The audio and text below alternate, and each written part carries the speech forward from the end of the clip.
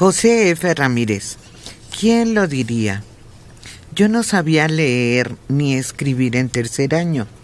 Sin espacio, sin tecnología, hijo de empleada doméstica. Lo importante es la atención y guía de tus padres.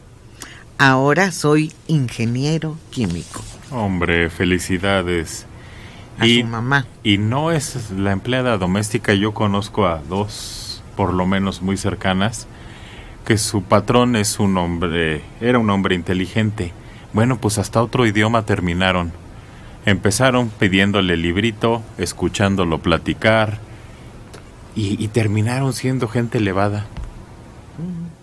Sí, yo aprendí a leer gracias a que existían los cuentos, los cómics ilustrados, sobre todo los de Novaro, que entonces era SEA, S-E-A, el Pato Donald Books, todo eso, allí aprendí a leer antes de entrar al kinder. Vámonos. Alejandro.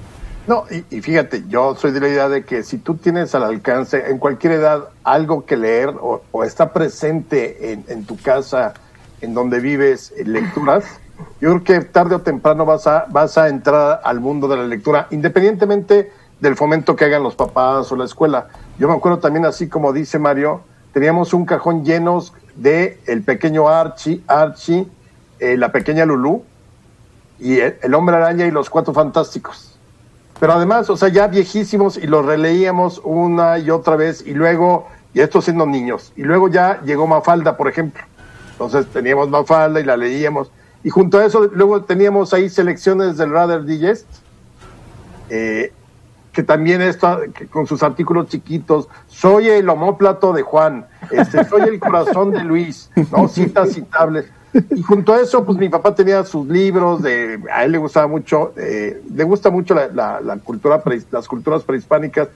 Entonces te vas empapando en un medio, pero ese gusto, porque dicen, es que el mexicano no lee, pero si empieza leyendo aún este tipo de cómics o revistas, claro que a la larga va a desarrollar un gusto natural por la lectura. Bueno, pero, por ejemplo, hay quien sabe leer y no comprende. Ese es uno de los problemas en la educación en México. Exactamente. Leen mucho, pero no comprenden, no alcanzan. Porque pasaba algo muy curioso. Dicen que las personas que cuando ya están grandes son las que se educan, ya crecen con cierto tendencia, cierto torcimiento de sus conocimientos. No es lo mismo que el que desde pequeño genera esas raíces profundas. También me gustaba mucho la de Cuentos de Brujas y Misterios del Gato Negro. Eran de la prensa y eran extraordinarias. Pero a mí las tenían prohibidas, entonces la iba a ver a casa de una prima. Estaba leyendo horas a los cuentos de brujas, que después, ya me enteré, se convirtieron en clásicos y uno los puede comprar encuadernados. Es Tales from the Crypt, Cuentos de la Cripta. Es que los periódicos tenían una sección para niños. Sí. Que se perdió. Todos, sí, ya ahora ningún periódico tiene. Bueno, sí, eran los cómics, las historietas, sobre todo del domingo. Todos los periódicos tenían su sección de historietas de colores los domingos, y algunos, la sección cotidiana, novedades, tenía las tiras cómicas de todos los días. Y había las tradicionales, las famosas, pero también unas europeas muy buenas, ¿no? El Tío Barbas, Don Laureano, los Tarugo, la familia Tarugo. Entonces, todo eso lo leía uno, y por las fechas que veo, por donde yo vivía, pues yo leía habitualmente a los 4 años, todo eso. Enrique Vázquez, los niños están perdiendo habilidades motoras y músculo sin ejercicio. Pues, ay, Enrique, desgraciadamente las casas en México, los departamentos en México no tienen gimnasio, son bastante más chiquitos. Entonces, pues lo tendrán que recuperar cuando regresen a su actividad seminormal en la escuela. No los recuperan. Si de niño uno no genera esa memoria muscular, no se genera ya nunca. Estamos hablando de niños que sí han perdido habilidades durante todo el año, pero su propia situación de niños les va a permitir que lo recuperen. ¿Ya puedo hablar? Sí. No importa que el departamento sea pequeño, para un niño cualquier lugar es bueno para que tenga habilidades motoras y ejercicios. Lo que pasa es que otra vez es una de las habilidades que no tienen los papás. Los papás no están acostumbrados a pararse en la sala de su casa y estirar los brazos y hacer unas lagartijas, unas abdominales. Y se pierde el tiempo. Por eso hay buscadores de talento que dicen, si ese niño no empieza a hacer gimnasia a tal edad, ya no puede nunca. Porque no se genera la elasticidad y la memoria muscular que requieren. Se pasa, hay una edad en la que se pasa. Y hay también kilos en los que se pasan, que es muy peligroso, y eso es lo que estamos viendo con los niños. Por eso no dejen de que... No tienen que salir al parque, pueden hacerlo alrededor de la casa, no es pretexto que el departamento sea pequeño, por favor. Eugenia Basilio, yo aprendí a leer con los cuentos de Calimán. Serenidad y paciencia, mi querido Solín.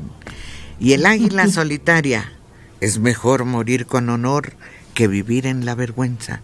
Mi papá los compraba para mí, para él. Yo también soy Calimán. Calimán. Y los hijos del sol. Empezaba una. Y así había varios capítulos. Pero luego el grito del hombre. Jorge Pedraza. ¿Era ese locutor que gritaba? Era Pelayo. No, porque estos eran de RCN. Calimán y todos los que acaban de mencionar no eran de... Luis de Alba era el niño. Sí, muy eso sí niño me acuerdo. ¿Solín? Sí, Solín. Claro. Pequeño Solín. Pequeño Solín. Los cuentos eran sepias en aquel entonces. Claro. Jorge Pedraza Pérez de Iztapalapa, 69 años. Y ya no los he conseguido, perdón. Los he buscado agotados y fantomas. Por circunstancias de la vida, yo trabajé de niño en un puesto de periódicos. Ahí empecé a leer todas las revistas que mencionó Mario. También leía los periódicos y cuentos como Periquita y Archie. Toda la mañana estaba en el puesto y entraba a la 1 de la tarde a mi primaria. Gracias a toda esa lectura, ahora soy profesionista, contador público. Hombre, felicidades. Vicky Herrera, a mí me encantaba leer selecciones. Los artículos eran muy educativos, sobre todo los del cuerpo humano. Oye, ¿y qué tal la revista Contenido, que además en el índice te decía, digamos, la Revolución Mexicana por Víctor Ceja Reyes, y te ponía el número de minutos en que debías de leerlo? Sí. Muy Era organizado. una guía así como para ver cuánto le invertías, ¿no? ¿Te acuerdas que, bueno, todavía debe de tenerlo, el libro condensado? Ah, claro. ¿Cómo no? Sí. Y entonces podía uno echarle una miradita, ¿no?, a grandes obras. Tanto el Selecciones como el Contenido tenían libros condensados. Sí, y eran muy valiosos para eso, pero sí es cierto, tenía tiempo de lectura. Sí. Quién sabe si seguirá teniendo. O Link ya cambió hasta de formato. ¿Contenido? Sí. Es más grandecita ahora. ¿Y mejoró porque más letra grande? ¿Qué crees que no la he comprado? Como que la portada no me ha llamado la atención. Olinka, de adolescente me encantaba leer. Me casé muy joven y él me prohibió la lectura. Hoy estamos separados y he intentado leer y no se me queda nada. ¿Cómo puedo retomar la lectura como antes? Ayuda, por favor. Cosas que le gusten para empezar. Ajá. Además, yo le recomendaría, si ahorita su problema es falta de concentración, porque para como está la vida hoy en día, empiezas a leer y ya como en el minuto 35 estás ya pensando en, tengo que pagar la tarjeta mañana, tengo que ir a vacunarme. No, entonces, como le hacíamos de chiquitos, 15 minutos, 10, empiece por 10 minutos perfectamente concentrada en lo que le guste. No, elija una novela, un libro, el que le guste a usted, 10, 15 minutos así diariamente, pues es como el ejercicio. Y apague la tele también. Exacto. Dora. Y yo le sugiero que controle todo lo que está a su alrededor. Sonidos, lo más que pueda, y que busque un lugar cómodo, que no sea la cama. La cama tiene una función. Busque un sillón, una silla, una lectura motivacional, algo que le guste, que le agrade, pero sobre todo la base es sí quiero. Y yo le sugiero, tenga a la mano una hoja o algún cuadernillo en donde apunte ciertas cosas que le cuesta trabajo y retómelas. Pregunta, es que dijiste una lectura motivacional. Ajá. O que le guste. Y no es lo mismo, porque hay lecturas motivacionales y hay lecturas que nos gustan. Sí. ¿Cuál fue la que tú propones?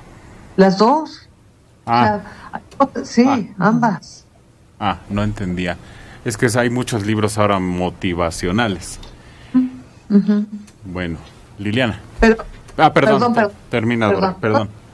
El libro. Simplemente muchas de las cosas que vemos cotidianamente a partir de la pandemia nos pueden motivar a tener una mejor actitud durante el día. Y por otro lado, los temas que a mí me interesan, estos ya puedo consultarlos a través de un libro.